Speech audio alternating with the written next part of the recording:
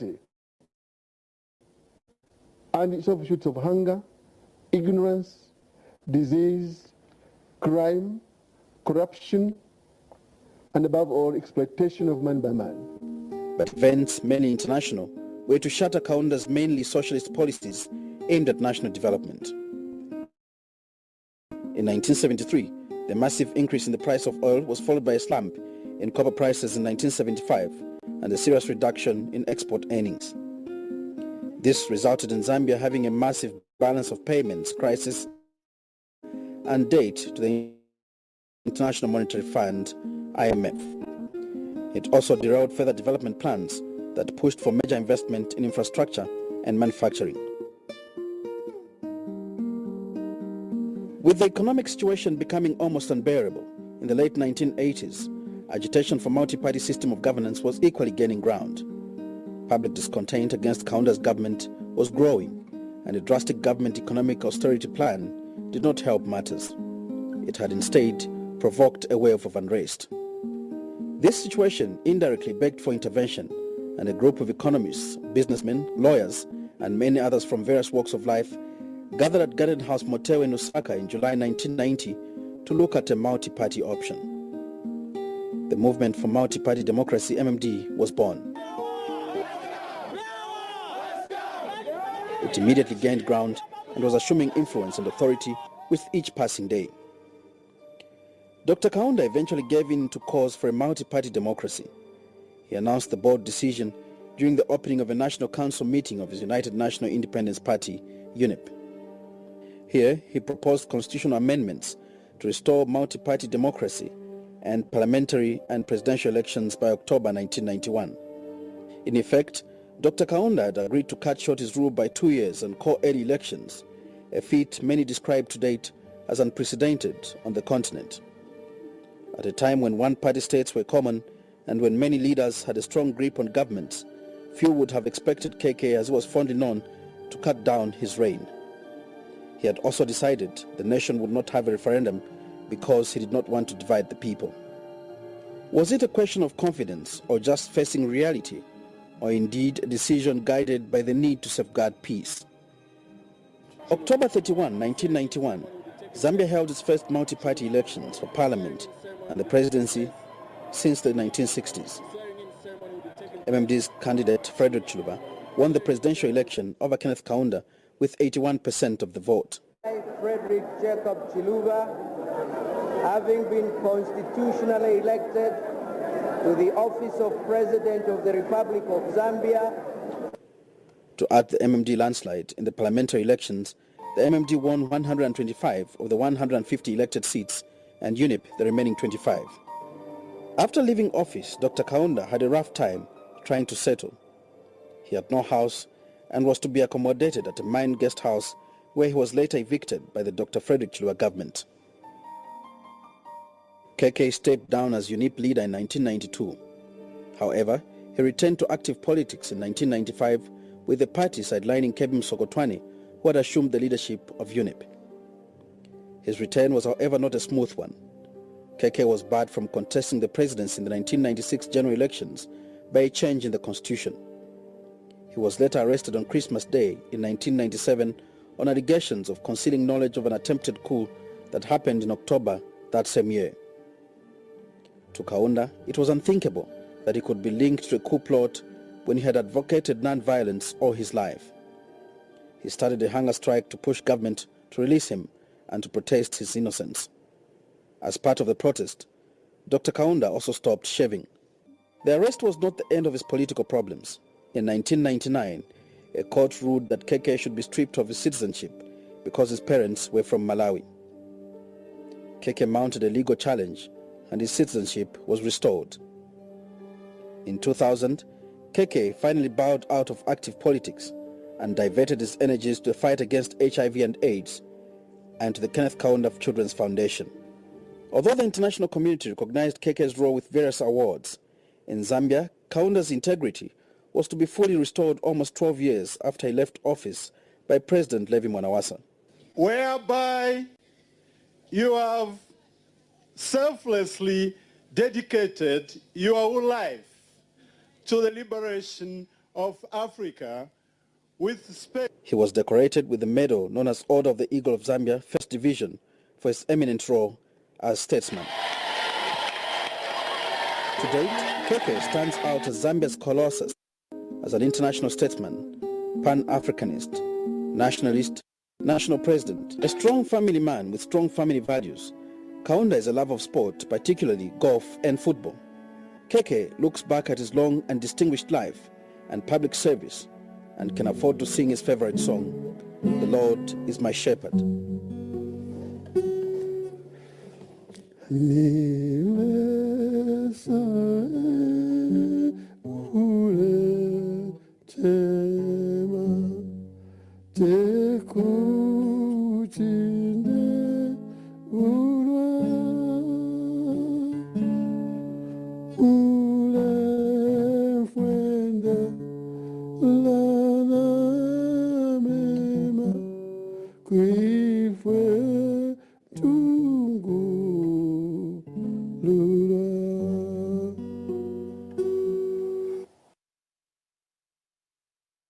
This is Live for Love.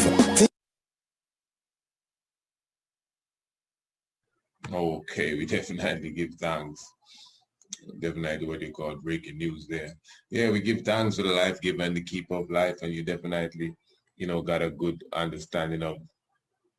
If you didn't, just a little quick run through of what the good brother Cohen had to contribute to our African liberation, and really somehow you don't hear that much about him. Samora Michel and these ones, Thomas Sankara, certain ones. You even hear more about Patrice Lumumba, and his time in the game wasn't even that long, really, in comparison to someone like KK, in comparison, to Welsh.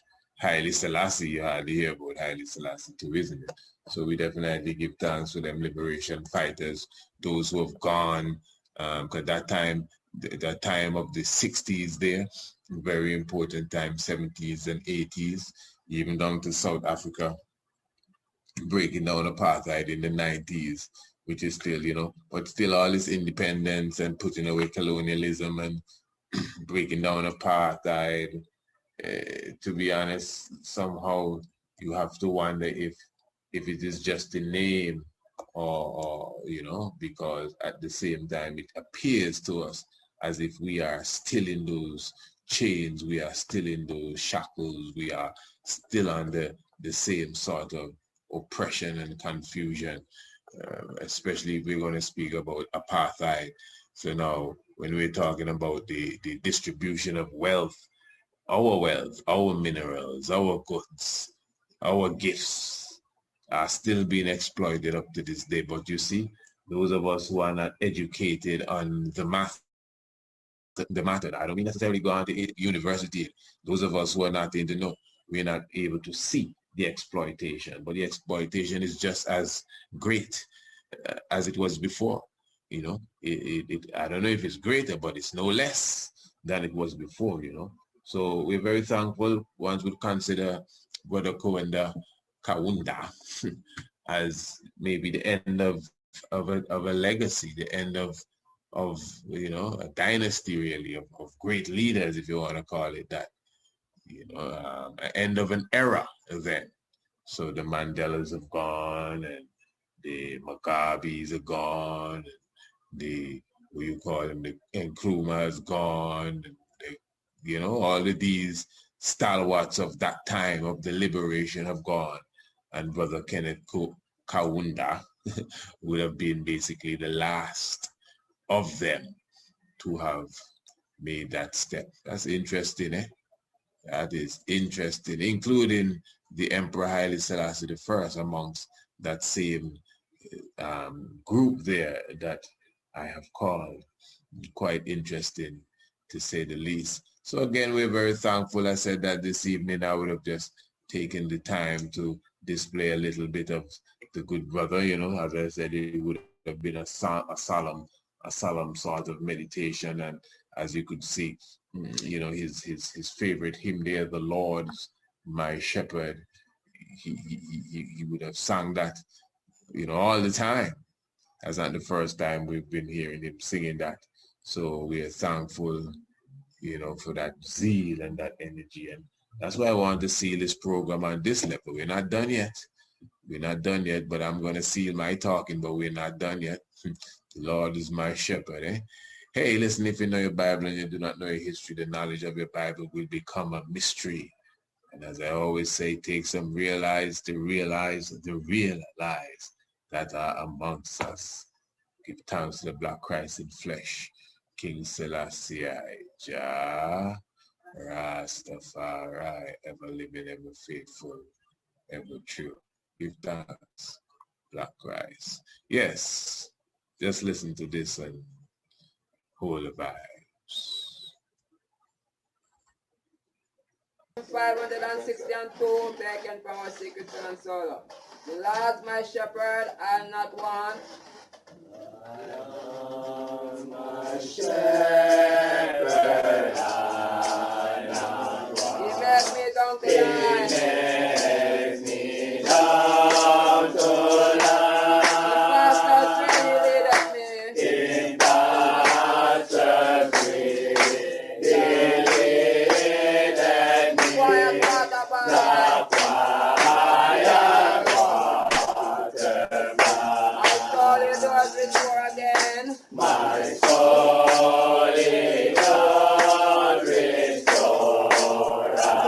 I need to walk on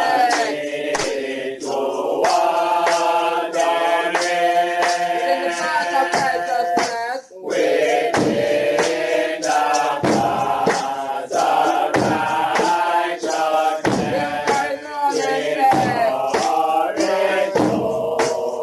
If I walk in death,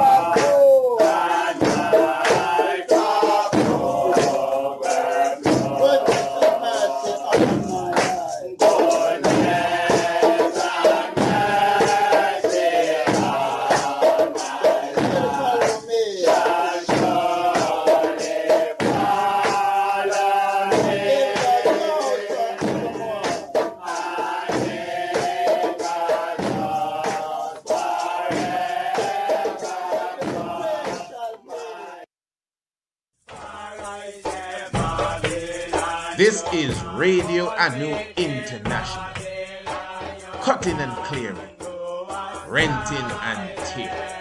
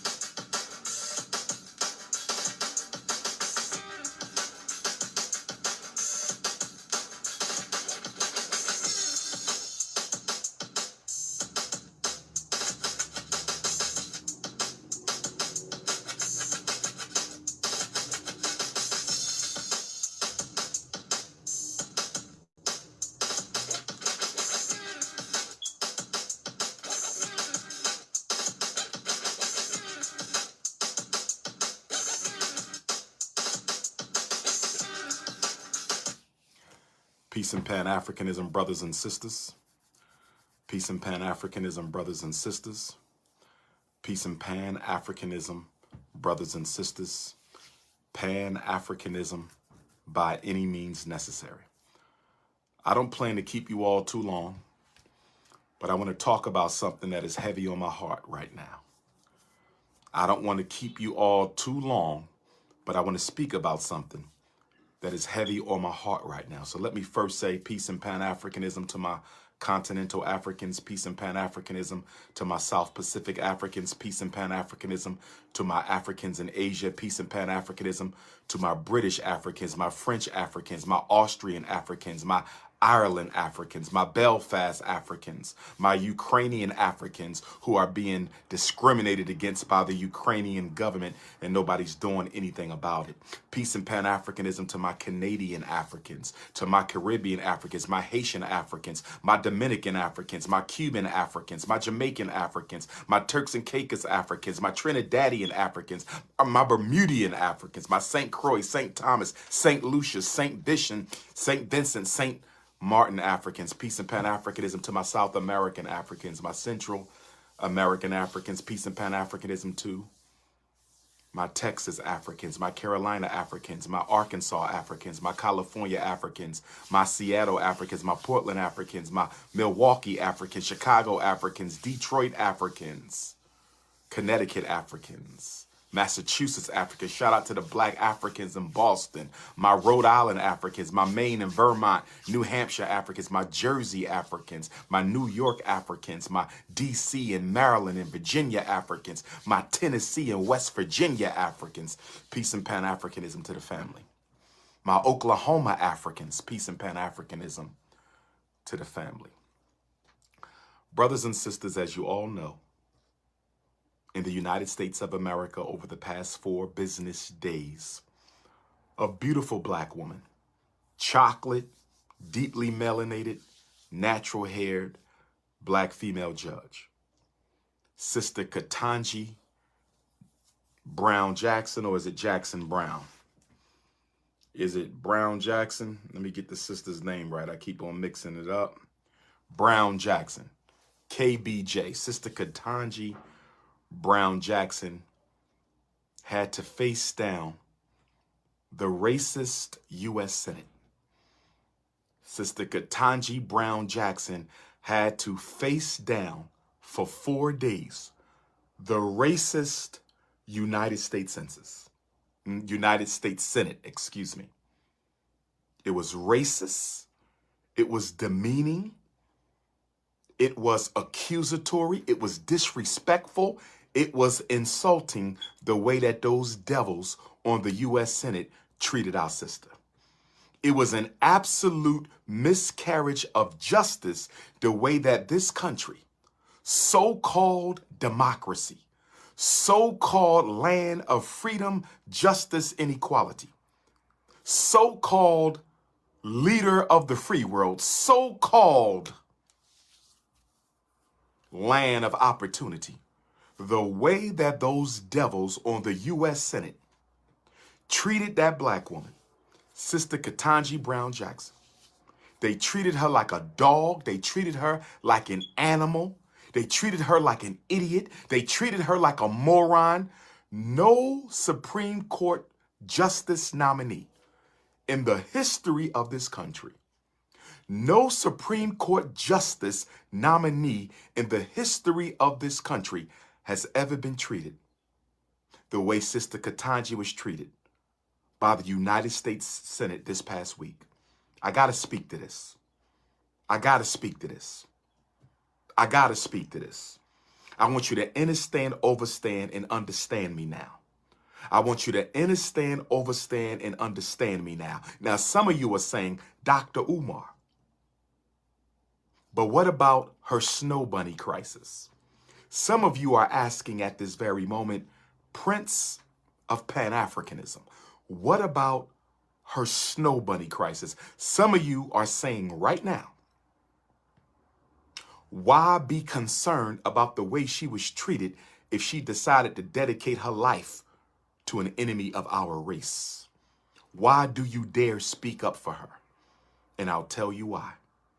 The reason I dare speak up for Judge Ketanji Brown Jackson is despite my disagreement with her interracial marriage. Despite my disagreement with her interracial marriage, she's still a black woman. Despite my disagreement with her interracial marriage, she's still a black woman and had no right to be treated the way Ted Cruz and others treated her these past 4 days. Now, we only got 3 black U.S. senators, 3 black men in the U.S. Senate, no black women. Raphael Warnock, Cory Booker, and Tim Scott, who is more Republican than the Republicans. And Tim Scott, who is more Republican than the Republicans. And for those Africans who live in Tim Scott's district, y'all got to get him out of there. Y'all got to get him out. He represents South Carolina. Tim Scott represents South Carolina. Senator Tim Scott represents South Carolina. South Carolina is one of our blackest states. It was the blackest of the 13 colonies. South Carolina is one of our blackest states, and it was the blackest of the 13 colonies in the antebellum era. Black folks, get his ass up out of there. Get Tim. No black man should be comfortable siding with the white power structure while they belittle, malign, and disrespect a black woman the way they did to Judge Ketanji Brown Jackson this past week. Tim Scott, your ass got to go.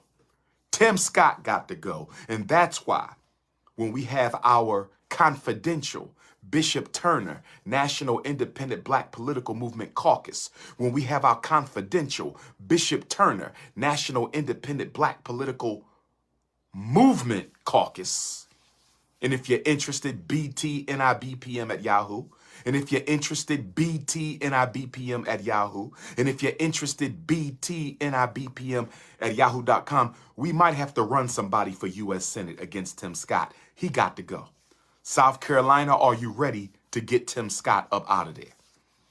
Africans and my South Carolina Africans, are you ready to get Tim Scott up out of there? My South Carolina Africans, are you ready to get Tim Scott up out of there? But I digress. I digress. I digress.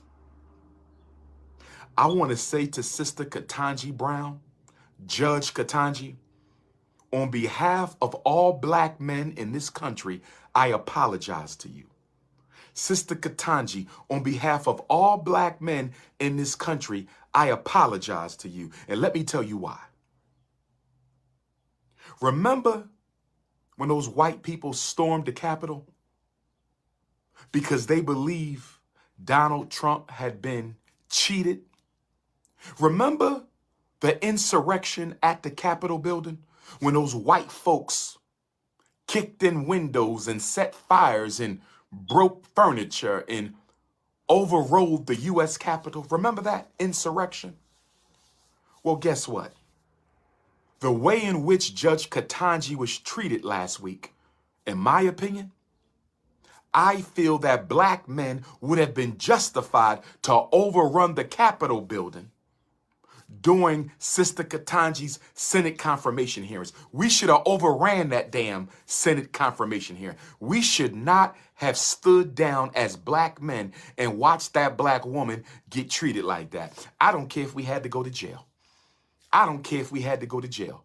Black men should have had an insurrection at the U.S. Capitol in support of our sister, Judge Ketanji Brown Jackson. We should have kicked in the damn door and told Ted Cruz, who the F do you think you are? We should have went right down the list to every white racist senator in that damn chamber. And we would have said, we should have said, you don't talk to no black woman like that, coward.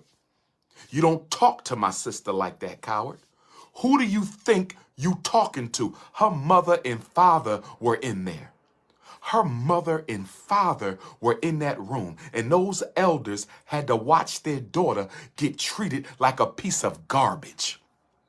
She had more credentials than anybody who questioned her. She had more qualifications than anybody who questioned her.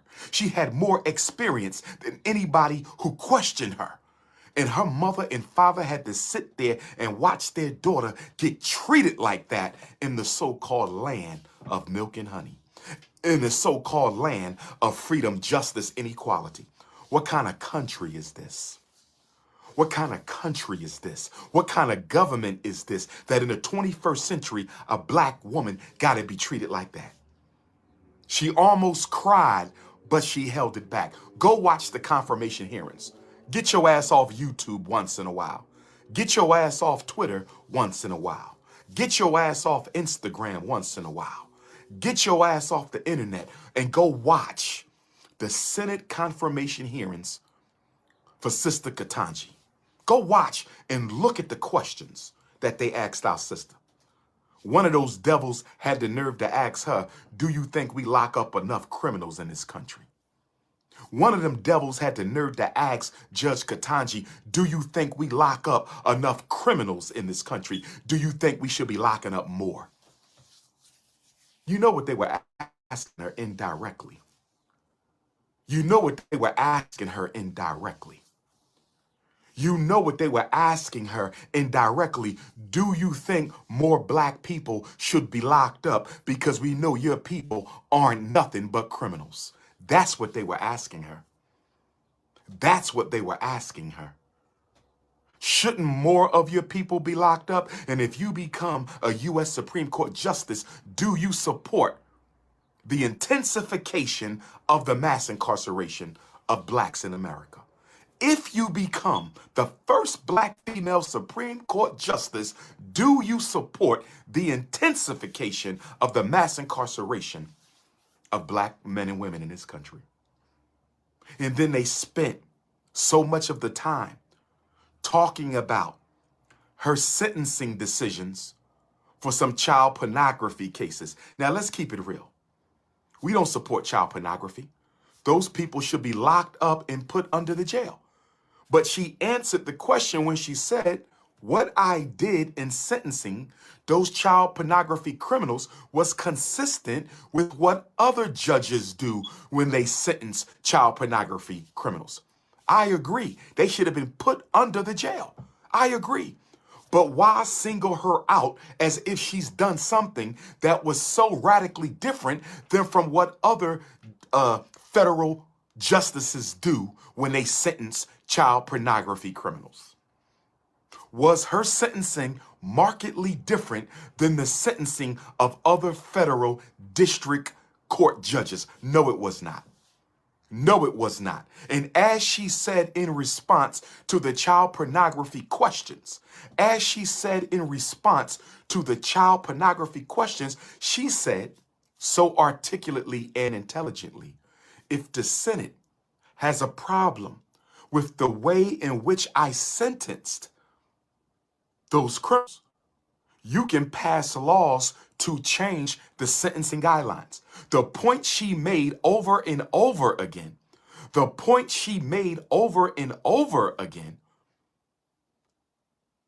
was the sentencing was done within the confines of the guidelines that the U.S. Congress has laid down.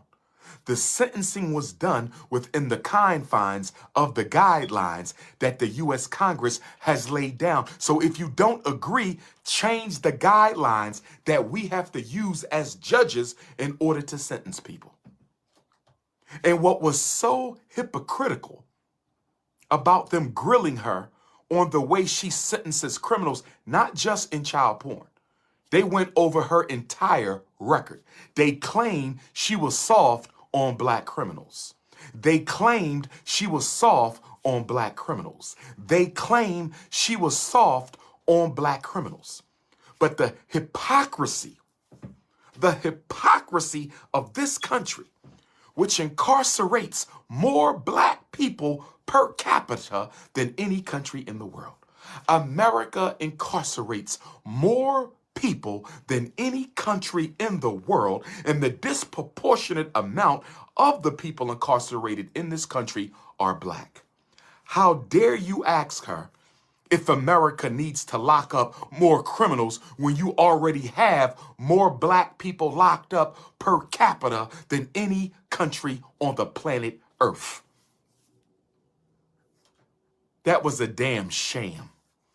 That was a sham, and it was a scam. Like Brother Malcolm said, you've been had, you've been hoodwinked, you've been bamboozled, run amok, and led astray. Brother Malcolm said, you've been had, you've been hoodwinked, you've been bamboozled, you've been run amok, and you've been led astray. Should we lock up more criminals? Do you think you tough enough on crime? They had the nerve to ask her, do you think you have been tough enough on crime? How many more black people do y'all want incarcerated? How many more black people do y'all want incarcerated before you can say it's been enough? Mr. Mitch McConnell, you old crusty devil, Ted Cruz, a racist Latino devil. How many more black people need to be locked up in order for the racist U.S. Senate to feel that enough of us are in jail? How many more? Not to mention, most black people who have been convicted were convicted on plea bargains because they couldn't afford decent attorneys.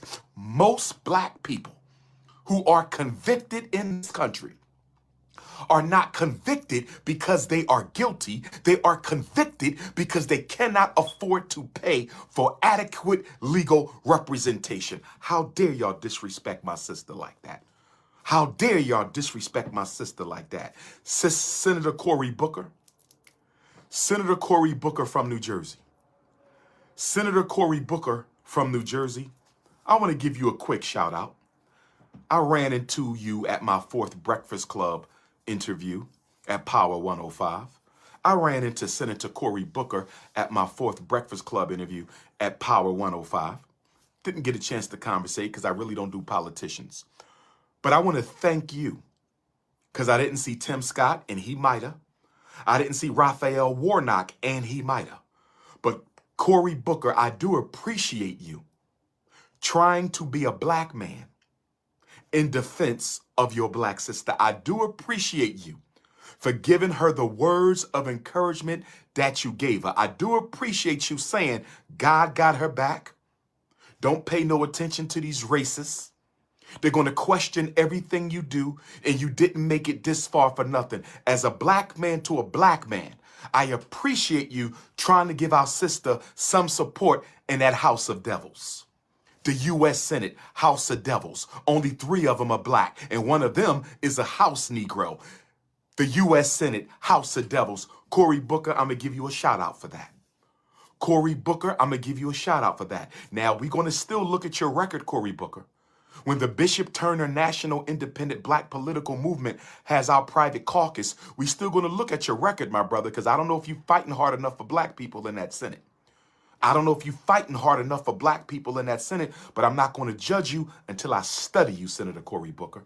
I'm not going to judge you until I study you, Senator Cory Booker. I'm not going to judge you until I study you, Senator Cory Booker, but I do want to say thank you for backing up our sister. Thank you for being a black man that day to let our sister know, don't pay this stuff no mind. I know you can see she was hurting. I know she wanted to walk out. I know she wanted to say, this isn't even worth it. I saw the tears in her eyes, but she had the strength to hold it back. I saw the tears in her eyes, but she had the strength to hold it back. No black woman should be treated like that. Now, here's my next question. Here's my next question. Here's my next question. Radical black feminists and white feminists, where is the outcry from the radical black feminists and the white feminists about the way this black woman was disrespected by white men? Where are the feminists? I'm going to ask it again. Where are the damn feminists? Y'all claim to be for women. Y'all claim to be in support of black women. Here is a black woman, the first ever black female U.S. Supreme Court Justice nominee gets disrespected for 4 days by the most virulent white supremacists in this country. I'm talking about the U.S. Senate, all 97 plus 1 Negro of them, all 97 plus 1 Negro of them, disrespect our sister for 4 days. Where are the articles? Where are the protests? Where is the outcry from the feminist movement? You damn fakers. Where you feminists at? I don't hear nothing coming from these damn radical black feminists, these white feminists, about the way our sister, Judge Ketanji Brown Jackson, has been treated last week. Where are you at? I'm going to tell you like I told you before, the feminist movement ain't nothing but a new face for white racism. The feminist movement ain't nothing but a new face for white racism. The feminist movement ain't nothing but a new face for white racism. And the only time y'all come out is when there's a black man who needs to be publicly lynched. The only time the feminist movement does anything is when a black man needs his character assassinated. The only time the feminist movement does a damn thing is when another black man gets accused of mistreating a woman, and you have to make sure that his assassination, his character is assassinated before he gets convicted in court. Where the feminists at? Where is the black feminist support for Judge Ketanji Brown Jackson? Now, let me say this, because I want to be clear. Let me say this. I don't know what she's going to do when she gets in there. I don't know what she's going to do when she got a white husband. It looks like she's not been too kind to black people. So I'm not here to vouch for her. I'm here to vouch for her as a member of the black sisterhood. I'm here to vouch for her as a member of the black queendom. I'm here to vouch for her as a member of the African woman empire. That's why I'm speaking for my sister. That's why I'm speaking for my sister. That's why I'm speaking for my sister. I remember I was a senior at the Scotland School for Veterans Children in Chambersburg, Pennsylvania. I remember I was a senior at the Scotland School for Veterans Children in Chambersburg, Pennsylvania. In October of 1991, I sat on the couch in the residential area where we stayed as young men, and I watched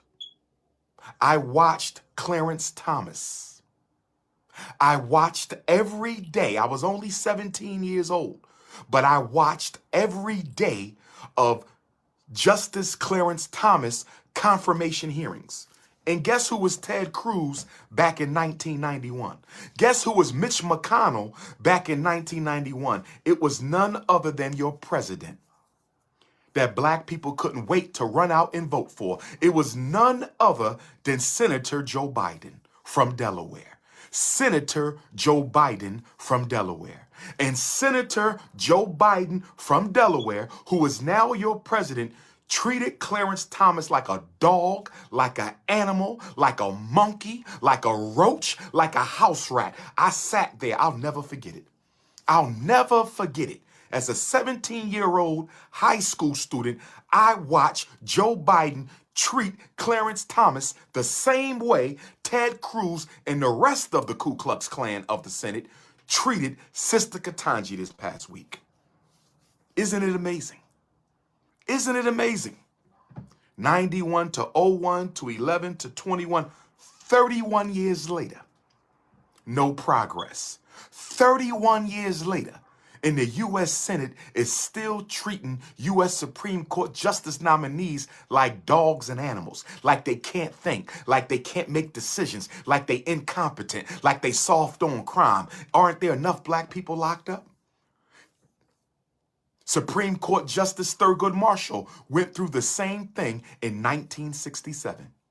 Supreme Court Justice Thurgood Marshall went through the same thing in 1967. 1 year before they killed King, they rushed, Lyndon Baines Johnson rushed in and had Thurgood Marshall nominated to be the first black U.S. Supreme Court Justice. They didn't care about Thurgood Marshall, and they didn't care about black people. The reason Thurgood Marshall got nominated is because the 1967 riots of Newark, New Jersey and Detroit, Michigan was pushing America to the limit. The only reason why Thurgood Marshall got nominated is the Newark, New Jersey 1967 riots and the Detroit, Michigan 1967 riots was pushing America's infrastructure to the brink. In Newark, New Jersey and Detroit, they fought the police, they fought the militia, they fought the state guard, they fought the army. And they said, we got to calm these Negroes down because they acting like they not scared of white folks no more. And so they put Thurgood Marshall on the bench to try to quell the Detroit riots and the Newark riots. And that wasn't it. Over 100 riots in 1967. Over 100 race riots in this country in 1967, led by Newark, New Jersey and Detroit, Michigan. And as a result of that, Thurgood Marshall got ushered into the bench. Thurgood Marshall got ushered into the bench. Thurgood Marshall got ushered into the bench. Oh, yes. Oh, yes. So Thurgood Marshall got put in because Black America had enough. The Black Panthers wasn't playing. Black Liberation Army wasn't playing. The brothers and sisters in the streets said we had enough. So they said, we better give these Negroes something. We better give these Negroes something before America explodes. Thurgood Marshall was the consolation prize to convince black people that America was going to get better. Thurgood Marshall in 1967 was the consolation prize that the government gave to black folks, hoping black people would go and lay down. Oh, yes. Oh, yes. Why was Clarence Thomas nominated? Why was Clarence Thomas, who's a sellout, has done nothing for black people in the Supreme Court. One of the worst public figures in the history of black America is Clarence Thomas. I have no respect for the man. I have zero respect for the man. Oh, yes. Oh, yes, brothers and sisters. Oh, yes, brothers and sisters. Oh, yes. Oh, yes. Mm-hmm. Mm-hmm. Hold on a second.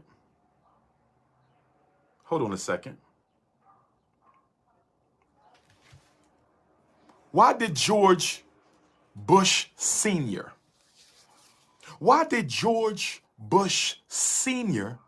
nominate Clarence Thomas to the U.S. Supreme Court? Because George Bush Sr. was former CIA director. So we know he didn't like black folks, because what is the job of the CIA?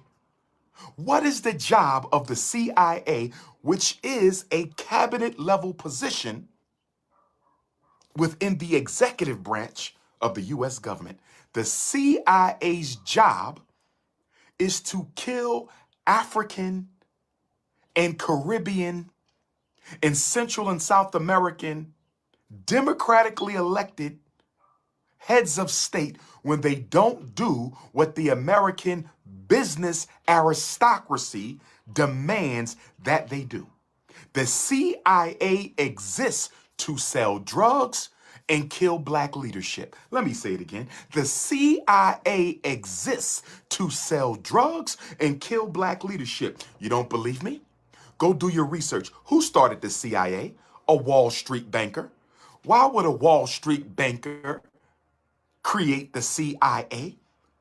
So they can funnel the drug money through Wall Street.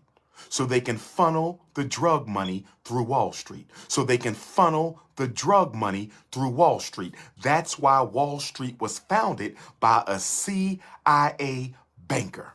Facts. The president don't even choose the head of the CIA. They give him 3 names.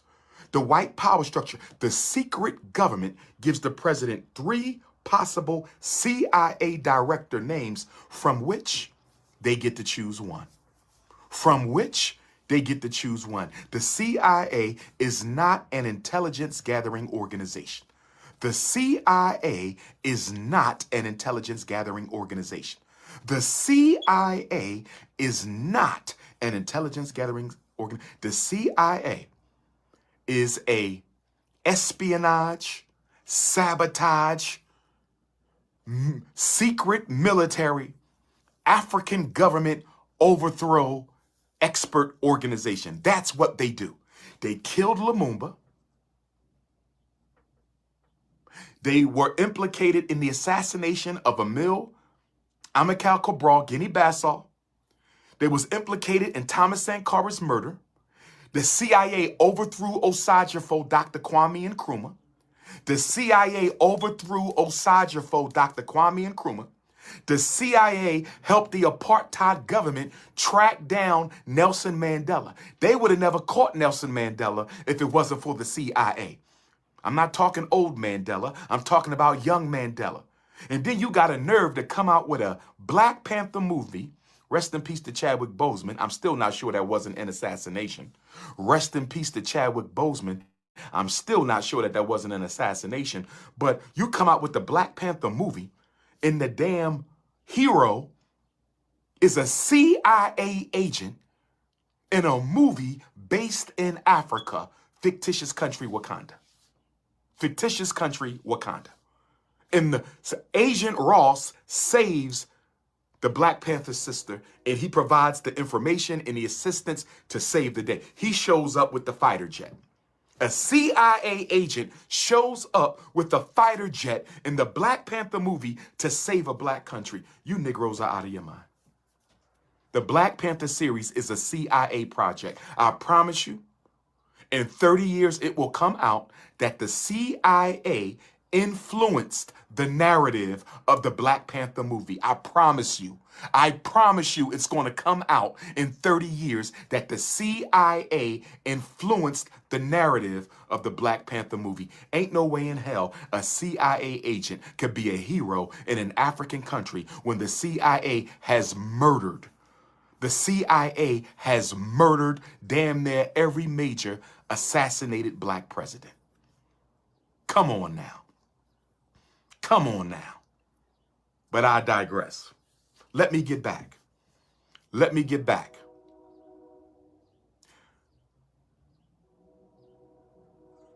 Monday is April the 4th. Monday is April the 4th. Dr. King's assassination day. 78, 88, 98, 08, 18, 1921 to 54 years since Dr. King was murdered. 54 years since Dr. King was murdered. They put Thurgood Marshall in 67. They killed Dr. King in 68. They put Thurgood Marshall in 67 to quell the riots. They killed Dr. King in 68. 54 years, and we as Africans in America have done nothing of significance to change our trajectory at all. I'm not talking about the white man right now. I'm talking about you. I'm not talking about the white man right now. I'm talking about you. I'm not talking about the white man right now. I'm talking about you. 54 years ago, this coming Monday. 54 years ago, this coming Monday, Dr. King would have been murdered. We ain't done nothing in 54 years. Al Sharpton ain't gonna do it. He gets too much money from white people. Benjamin Crump ain't gonna do it. All he looking for is death checks.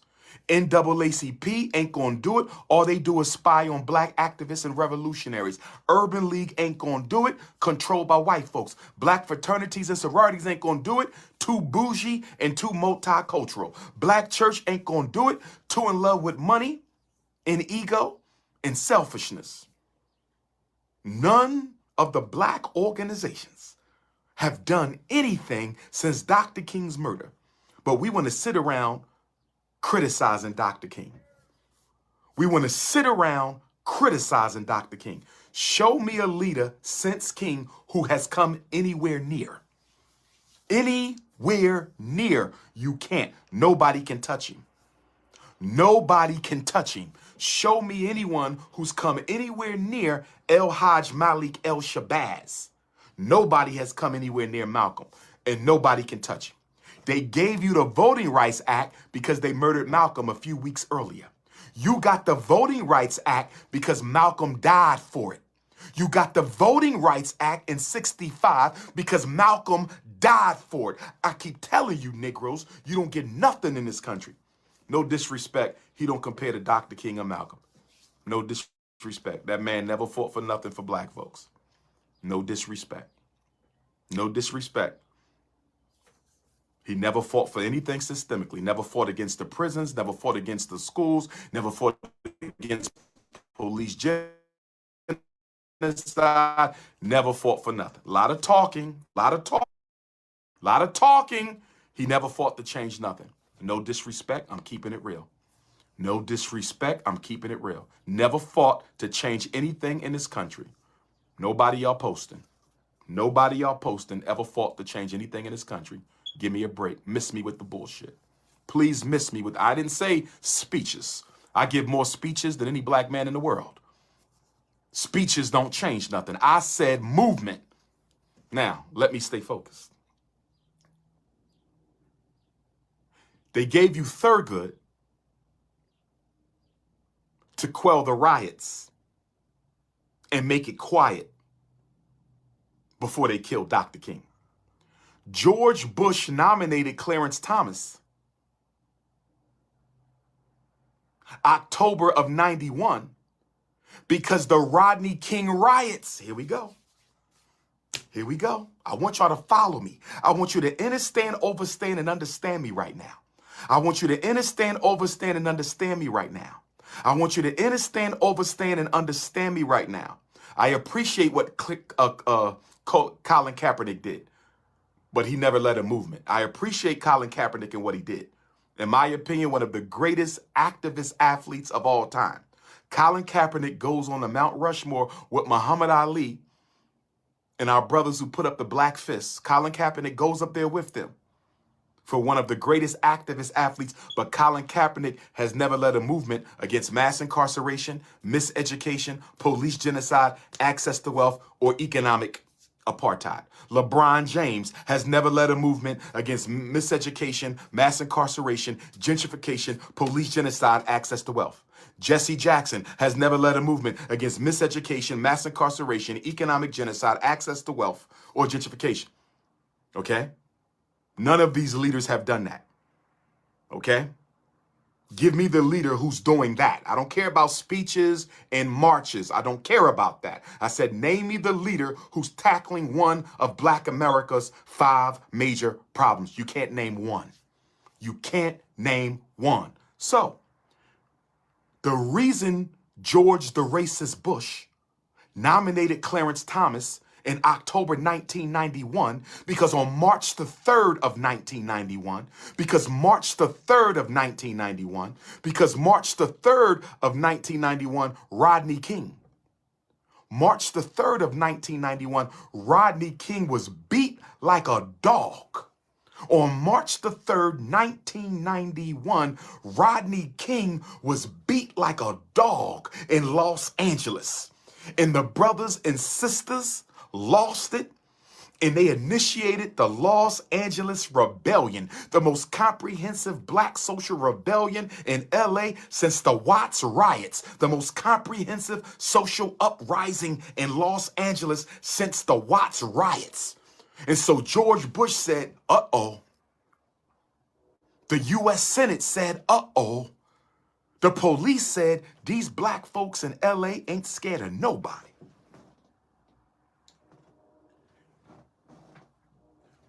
And as a result of that, they said, we got to do what we did in 1967. We gave them Thurgood Marshall to deal with the riots of 67.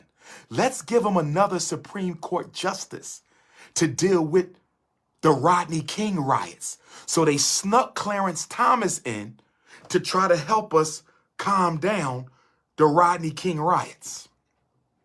You understand? And then they let O.J. Simpson off the murder case because they knew if O.J. would have went to jail, even though he's a house Negro who never did nothing for black people. But they know that black people loved O.J. So if they would have let O.J. Simpson go to jail for the murder of Nicole Brown Smith, black folks would have popped it off again, and they couldn't afford to lose millions of more dollars in property damage and overtime police costs to deal with an O.J. Simpson riot right after the Rodney King riot. L.A. was just rebuilding during the O.J. Simpson trial, 94, 95. Was still rebuilding from Rodney King of 91 and 94. They said, O.J. got to walk. We know he guilty, but O.J. got to walk.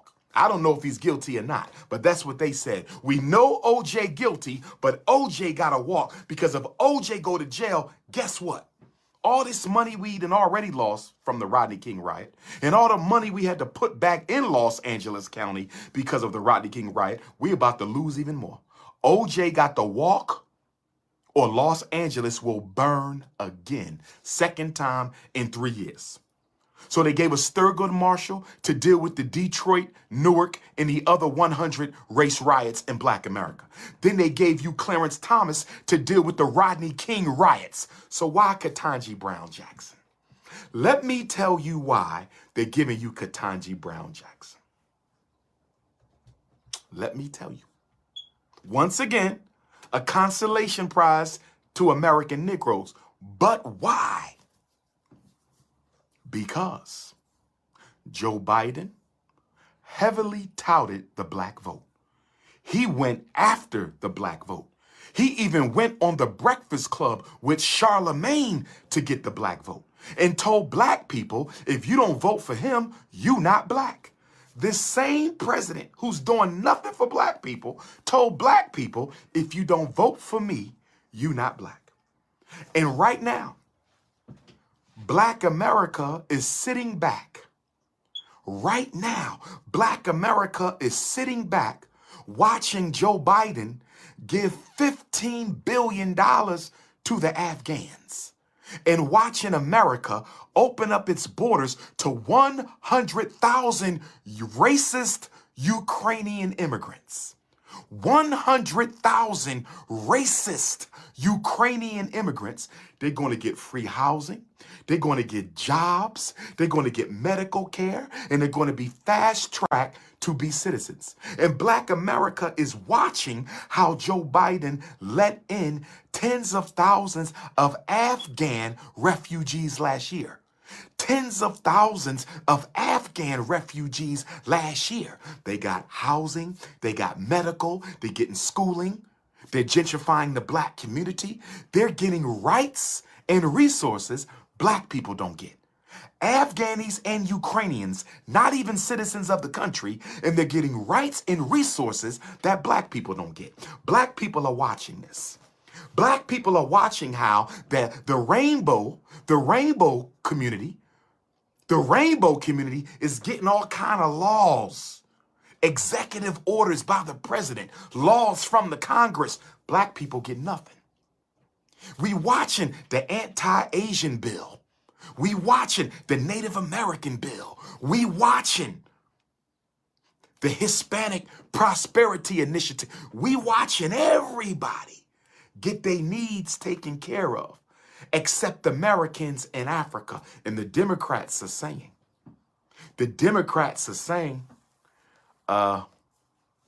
Democrats, you know we have always taken the Negro vote for granted. We have always taken the Negro vote for granted. Fellow Democrats, we have 50 million Negroes on our plantation. We have 50 million Negroes on the Democratic Party plantation. But if we keep on doing this, if we keep on blatantly ignoring black folks in deference for illegal immigrants and rainbows and every other group, when black people built this country, they not going to go vote for the Republicans. They going to stay home and not vote at all. Now, right now, the U.S. Senate is 50 Democrats and 50 Republicans. Right now, the U.S. Senate is 50 Democrats and 50 Republicans. Judge Ketanji Brown is going to likely get confirmed because they only need the 50 Democrats to vote for her in order for her to get confirmed. They only need the 50 Democrat senators to vote for the confirmation of Judge Ketanji Brown Jackson for her to get in. So she's likely to get in. The only way she's not going to get in is if one of those Democrats changes their mind. But the point that I'm making, it's a very delicate balance. The elections are coming up in November. The elections are coming up in November. The midterm elections are coming up in November, and the Democrats are scared. They're scared that black people are not going to go out and vote in November. And if black people don't go out and vote for the Democratic senators in November, the Republicans are going to take over the Senate. And the Republicans might take over the House of Representatives. So we got to give these Negroes another token. We gave them Kamala Harris, but black folks ain't too sold on her because she was a part-time East Indian and a part-time American African. We gave them Kamala Harris. We thought that would be enough. She went to Howard University. She's an AKA. Shout out to my AKAs. I love y'all out there. Shout out to all the Black Greek fraternities and sororities. Y'all need to do more for the community, though. No disrespect to the Divine Nine. I love y'all. I support y'all, but y'all not doing enough for the people. I'm just going to keep it a buck. I don't care who don't like it. We gave black people Kamala Harris. But because they found out she was a part-time East Indian and a part-time American African, it wasn't enough. They had enough of that with Barack Obama. They had enough of the part-time African stuff with Barack Obama. So the Democrats said, let's give them a black Supreme Court female so we can satisfy the radical black feminists. We can satisfy all the bougie Negroes who think black faces and high places mean something. And if we give them a black, chocolate, beautiful, melanated, natural-haired black woman in the U.S. Supreme Court, they'll come out and vote for us in November. And here's what I'm going to say. You're absolutely right, Democrats. That might just get the job done. But the Bishop Turner National Independent Black Political Movement, we intend to make some noise in the November midterms. We are gearing up to run some of our own candidates in the November midterms. Brothers and sisters, if you want to help or run to be a U.S. congressman or a U.S. congresswoman, black men, black women, if you want to run to be a U.S. congressman or a U.S. congresswoman, as a representative from your U.S. congressional district, you can email btnibpm@yahoo.com. btnibpm@yahoo.com. Games is over, we getting serious. Games is over, we getting serious. Games are over, it's time to get serious. We intend to be heard in November. We intend to make noise just before we go to South Carolina. If nothing else, we get. Now, let me say this. Understand, overstand, and understand me. The only reason why Joe Biden nominated Sister Ketanji, she has the credentials. She's more than qualified. Our sister can do the job. That's not why he nominated her. He nominated her because Democrats are scared of losing seats in Congress in November. That's why he nominated her. That's why he nominated her. Democrats are scared of losing the black vote November of 2022, which will give the Republicans an advantage. Now, I know what some of you are saying. Some of my politically uneducated Africans are saying to themselves, but Dr. Umar, isn't it better to have the Democrats in charge of the Congress than the Senate? Isn't it better to have the Democrats in charge of the Congress than the Senate? Can I ask you all a question? Let me ask you a question. If it's better to have the Democrats in charge of have the Republicans, why hasn't the George Floyd police reform bill passed Congress yet if there's a 50-50 split in the Senate? Why? If Democrats love black people so much, if Democrats love black people so much, why isn't the George Floyd Police Accountability Act, why hasn't that passed the U.S. Congress yet? If the Democrats are 50% of the Senate, and I think they're about 50% of the House as well, why did it take so long? Look at all the Democratic Senates we've had, all the Democratic Congresses we've had in 400 years in this country. And you just now get the Emmett Till bill that has no teeth. You just now got the Emmett Till anti-lynching bill a few weeks ago, and that's because Dr. Umar threatened to run an independent leg of black candidates in November. I'm the reason they passed that damn bill a few weeks ago. I'm the reason. They said we cannot have young blacks getting rid of these old, crusty Negroes in the Congressional Black Caucus. They said you can't have all these young black people running and taking away seats from old black people that the Democratic plantation can trust. That's why they gave you Emmett Till, because of King Kong consciousness. Bill Clinton was a Democratic president. Look what he did, locking up all those black people. Barack Obama was a Democratic president. Look what he did, taking all that money from HBCUs. Look what Barack Obama did for black folks. Absolutely nothing. Took everything, all of our rights, and gave it to the rainbow community and did nothing for you. So don't tell me that we are going to do better under Democrats, because we've been under Democrats. We've been under the Democrats. What you don't understand, What you don't understand is the Democrats and the Republicans have the same agenda when it comes to Black America. There's no difference. The only difference is tactic and strategy. The only difference between the Democratic agenda for Black people and the Republican agenda for Black people is tactic and strategy. The Democrats like to make you think they care.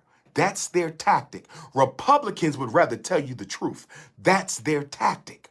Because guess what? If you think the Democrats love Black people so much, answer me a question. If you think the Democrats love Black people so much, answer me this question.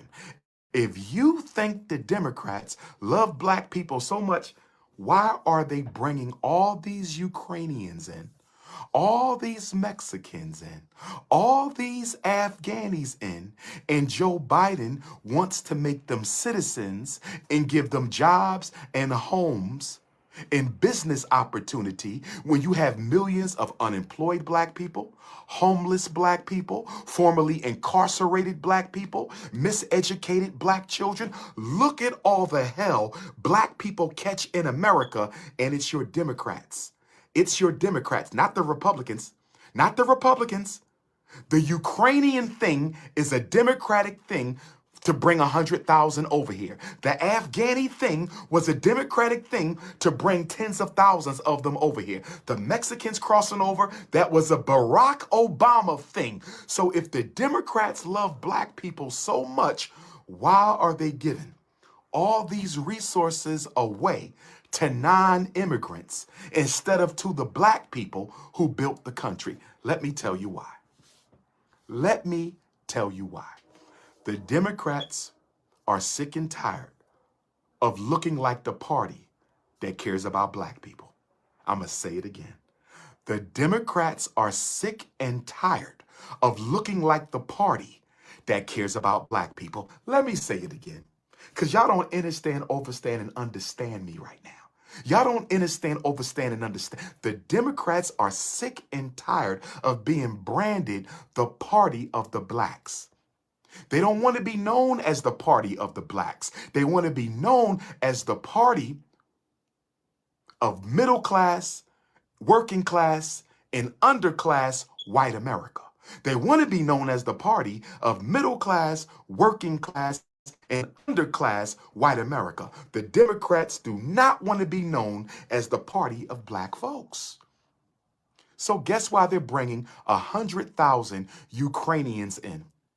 To make them citizens so they can replace you at the voting booth. Why are they bringing 50,000 Afghanis or more to America?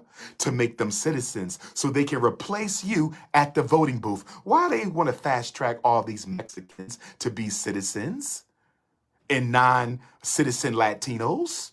So they can make them citizens and replace you at the voting booth. You fools are out of your mind if you think the Democratic Party are in love with Black folks. They are replacing you as we speak with immigrants. They are replacing you as we speak with immigrants. They are replacing you as we speak with immigrants. So now that I've made it clear to you that Thurgood Marshall was a consolation prize to Negroes to stop the '67 riots, and Clarence Thomas was a consolation prize to Negroes to stop the 1991 Rodney King riots, and Ketanji Brown Jackson is a consolation prize for Negroes, so you go out and vote in November so the Democrats don't lose their seats in the Senate or the House. Now that we know all three of your Black Supreme Court justices were not put there because anybody cares about you. They were put there to make sure you do not upset the status quo.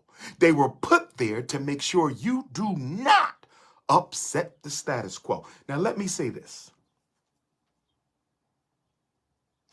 The vote for Sister Judge Ketanji Brown Jackson,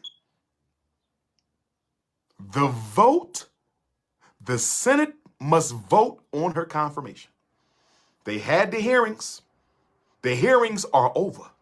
This coming week, these next 2 weeks, they're getting ready to vote. They're getting ready to vote on whether or not this black woman should become the first black woman to serve on the U.S. Supreme Court in American history. The same Supreme Court that said you were not people, you were property. The same Supreme Court that validated and upheld your enslavement. The same Supreme Court that dehumanized you.